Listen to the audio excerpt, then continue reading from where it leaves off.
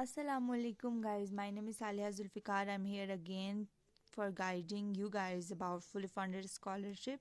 Especially I'm here for the beginners who was worried about uh, fully process of scholarship, and they were worried about the first step the way I was worried once.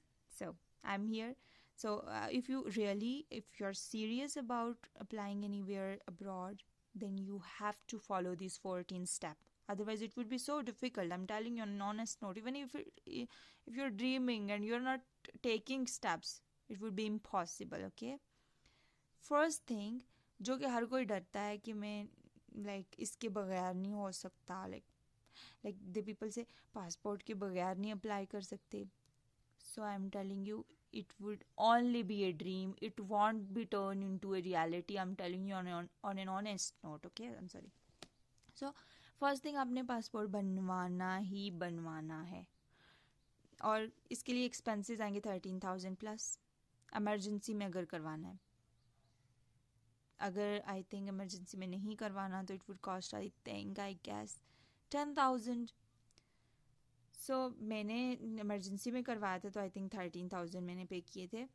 तो आप अपनी ID card की photo copy लेके जाइएगा passport बनवाने, और make sure कि आपकी टाइमिंग सुबह 7 बजे होनी चाहिए. इससे लेट हुए तो आपकी अपनी गलती होगी, और ऑब्वियसली लंबी कतारें होती हैं तो it would B so difficult. I am guiding you based on my own experience. मैं कश्मीर से हूँ, यहाँ पर इतना कोई इशू नहीं होता. यहाँ पर हम फिर भी मैं और मेरे वालिद साहब जल्दी गए थे और जल्दी से करवा के आ गए थे. I suggest you because people are from cities और वो फिर ऐसे जल्दी नहीं जाते तो फिर उनको डिफ़िकल्टीज फेस करनी पड़ती हैं. That's why I am telling you. Second thing is CV. A very crucial step, very crucial document. I am telling you, you have to be very professional. So how would you be professional कि आपको क्या करना पड़ेगा इसके लिए? Europass format follow करना पड़ेगा.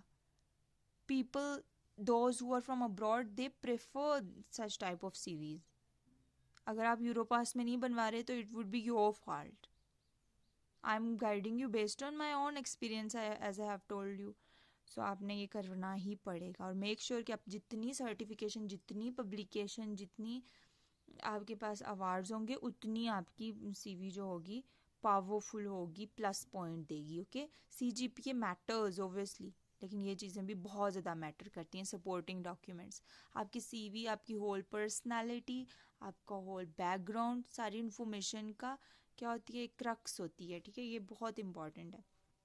Third thing is medical report. You have to go to any government hospital, और वहाँ पर आपको जिस भी आप स्कॉलरशिप के लिए अप्लाई करते हैं उनके स्कॉलरशिप पोर्टल पे या फिर जहाँ पर इंफॉर्मेशन होती है वहाँ पर वो सिंपल दे देते हैं कि आपको इसको फॉलो करना है. आपने वहाँ से वो सिंपल लेना है, वो जाके आपने बताना है मुझे ये चीज़ें करवानी है. मोस्टली हाइट देखते हैं, वो साइज वेट देखते हैं. उसके बाद क्या देखा था उन्होंने, हाँ ECG कराते हैं, उसकी रिपोर्ट ज़रूर होनी चाहिए. उस ब्लड रिपोर्ट होनी चाहिए, ब्लड टेस्ट करवा के, एक्सरे करवाना, उसका सैंपल, सारा कुछ होना चाहिए. इस सब को एक 2 3 पेजेस का एक PDF बना के स्कैन करा के आपको अपने पास रख देना है, क्योंकि ये बहुत इंपॉर्टेंट है, बहुत ज़्यादा. क्योंकि ओब्वियसली वो डिसेबल्ड को तो प्रेफर नहीं करेंगे, नॉर्मल को करेंगे.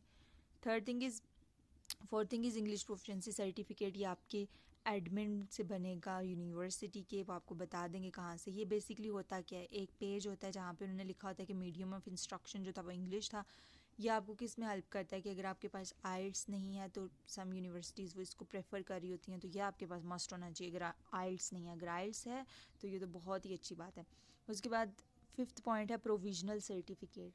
ये एडिशनल डॉक्यूमेंट है उन स्टूडेंट्स के लिए जो जिनकी अभी ग्रेजुएशन कंप्लीट नहीं हुई और वो अप्लाई करना चाह रहे हैं मास्टर में कहीं भी यूनिवर्सिटी में. ठीक है, तो आपको क्या करना पड़ेगा, प्रोविजनल सर्टिफिकेट आपके पास होना चाहिए. या आप किसी भी प्रोफेसर को बोलेंगे, उस पर आप खुद ही टाइप करके एक डॉक्यूमेंट उनको भेज दें कि आप इस पर HOD के साइन करवाने हैं आपने उस पर, और स्टैंप लगवानी है उनकी. स्टैंप इज़ वेरी नेसेसरी, मैं आपको बता रही हूँ बिकॉज मैंने नहीं करवाई थी और बाद में थोड़ा इशू हुआ था. ओके, सो ये भी आपको बहुत ईजीली मिल जाएगा, बहुत ज़्यादा. उसके बाद आपको रिकमेंडेशन लेटर लेने हैं 2 या 3 प्रोफेसर से. व्हाट्सएप कर दें आप उनको कि मुझे रिकमेंडेशन लेटर चाहिए. I was very afraid because sometimes professor reply नहीं कर रहे होते. आई वॉज थिंकिंग कि वो मुझे रिकमेंडेशन लेटर कैसे भेजेंगे, वो तो रिप्लाई तक नहीं करते.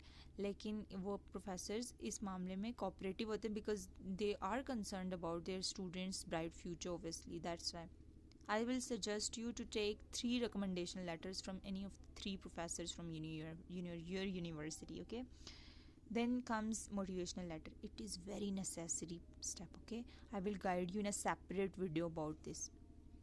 एंड बेसिकली ये किस पे कंसिस्ट करता है, फॉलोइंग पार्ट्स पे. फर्स्ट स्टेप जो होता है सेल्फ इंट्रोडक्शन देते हैं कि मैं किसके लिए अप्लाई कर रही हूँ, मैं कौन हूँ. सेकंड पे एजुकेशनल बैकग्राउंड देते हैं, मैंने कहाँ से क्या स्कूल लेंगे वो. थर्ड स्टेप में आप बताते हैं कि मैं इस यूनिवर्सिटी को क्यों सिलेक्ट कर रहा हूँ. फोर्थ में आप बताते हैं कि मैं इस यूनिवर्सिटी में इस कंट्री को क्यों सिलेक्ट कर रहा हूँ. फिफ्थ में आप फ्यूचर प्लान्स बताते हैं. तो ये होता है मोटिवेशनल लेटर. मैं आपको अलग से भी गाइड कर दूँगी. सॉरी.